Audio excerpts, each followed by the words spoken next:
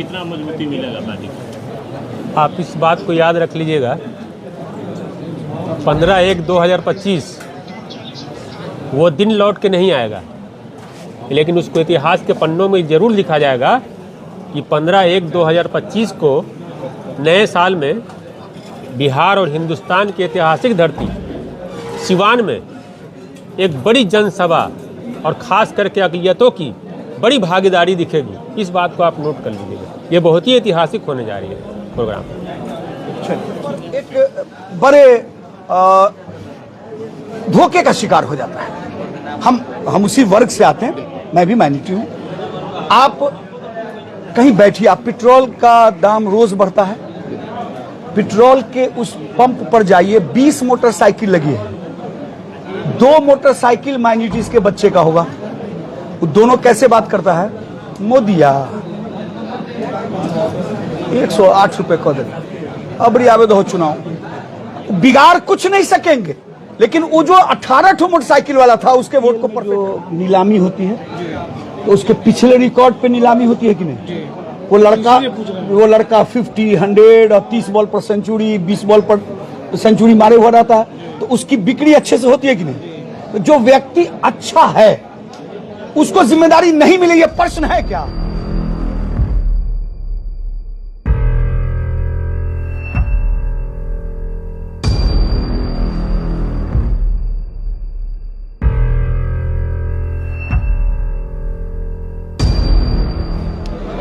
पंद्रह जनवरी 2025 को सोहली, जो हसनपुरा प्रखंड में आता है, उसके खेल मैदान में 11 बजे दिन में लोक जनशक्ति पार्टी रामविलास के राष्ट्रीय अध्यक्ष और केंद्रीय मंत्री माननीय चिराग पासवान का संकल्प महासभा है।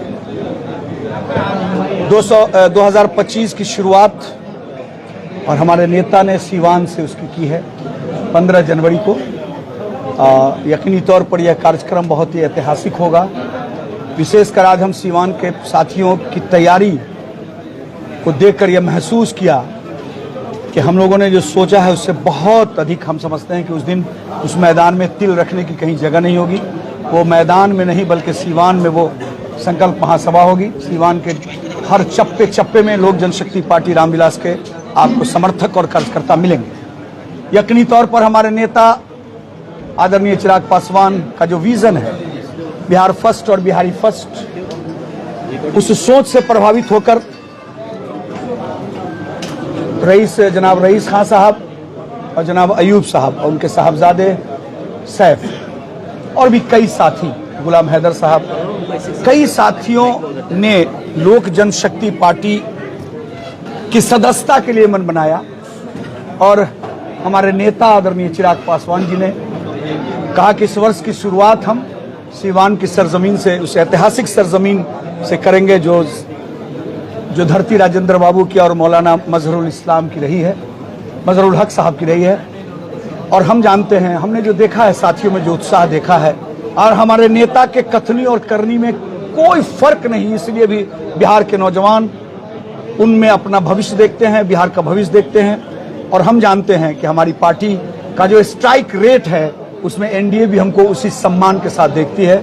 और हम समझते हैं कि वो 15 जनवरी का जो दिन होगा वो सीवान में इतिहास लिखेगा और उसके बाद ये काफिला चलेगा और 2025 के विधानसभा में अपने उस लक्ष्य 225 को पूरा करके ही दम लेगा। पार्टी के अब राष्ट्रीय सचिव है, राष्ट्रीय महासचिव है, क्या लगा रईस खान के आने से पार्टी कितना मजबूत होगी? पार्टी में एक साधारण कार्यकर्ता के आने से पार्टी मजबूत होती है। आज हमारी पार्टी 243 सीटों पर अपनी तैयारी करके बैठी है और ये नहीं है कि हमने सिर्फ कर रखी है, जनता दल यू ने भी की, इसलिए हो रहा है कि हम चुनाव लड़ेंगे।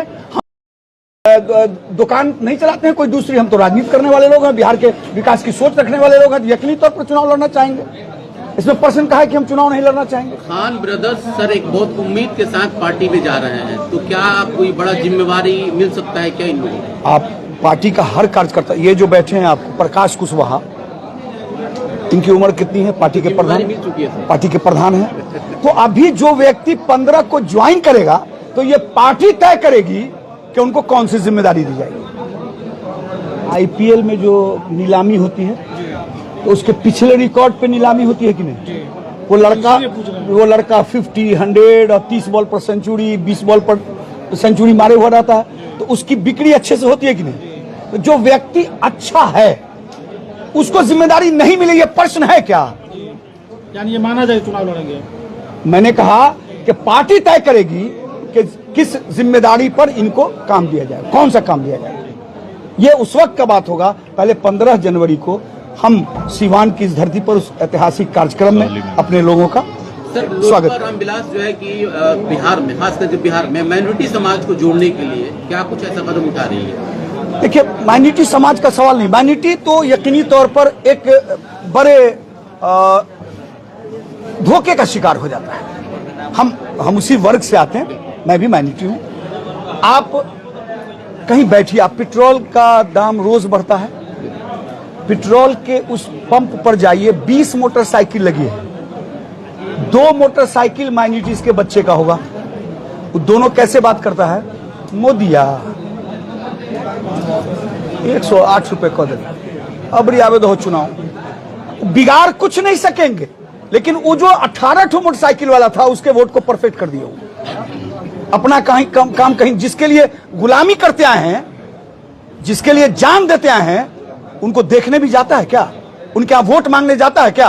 वो तो समझते हैं कि मोदी के खिलाफ ही मेरा खरीदार वोट है, जरखरेज इस वोट को हम खरीदे हुए हैं। इसलिए हम आपके माध्यम से इस प्रदेश के मुसलमानों से अपील करना चाहते हैं कि अपनी आंखें खोलिए, आपका अपना कौन है उसको देखिए, आपके इश्यू पर बोलने वाला कौन है। कहां थे लोग अभी वक्फ बोर्ड जब आया था बिल? कहां थे लोग? क्या उस वक्त हमारे चिराग पासवान अगर मजबूती से उस बिल को मतलब नहीं कहते कि कितना मजबूती मिलेगा पार्टी को? आप इस बात को याद रख लीजिएगा, 15/1/2025 वो दिन लौट के नहीं आएगा, लेकिन उसको इतिहास के पन्नों में जरूर लिखा जाएगा कि 15/1/2025 को नए साल में बिहार और हिंदुस्तान की ऐतिहासिक धरती सिवान में एक बड़ी जनसभा और ख़ास करके अक़लियतों की बड़ी भागीदारी दिखेगी। इस बात को आप नोट कर लीजिएगा, ये बहुत ही ऐतिहासिक होने जा रही है प्रोग्राम। उसी का आयोजन किया जा रहा है और उसी के संदर्भ में आज ये कैसे इस कार्यक्रम को 15 जनवरी को सब की सफलता के जानी जाती है, लेकिन अल्पसंख्यक समाज के बड़े चेहरे आ रहे हैं। बहुत बढ़िया है, दलित अल्पसंख्यक मिलेंगे और दलित अल्पसंख्यक जब मिलेंगे, जब दोनों वोटर मिलेंगे। सैफ कहाँ है? पार्टी कभी जात पात की बात नहीं करती। सैफ कहाँ है? जो भी कमजोर किसी भी वर्ग में, चाहे अल्पसंख्यक हो, दलित हो, सभी को मिला करके चलने का काम करती है और ये हमारी आगे से निश्चित इस सिवान में लोग जनशक्ति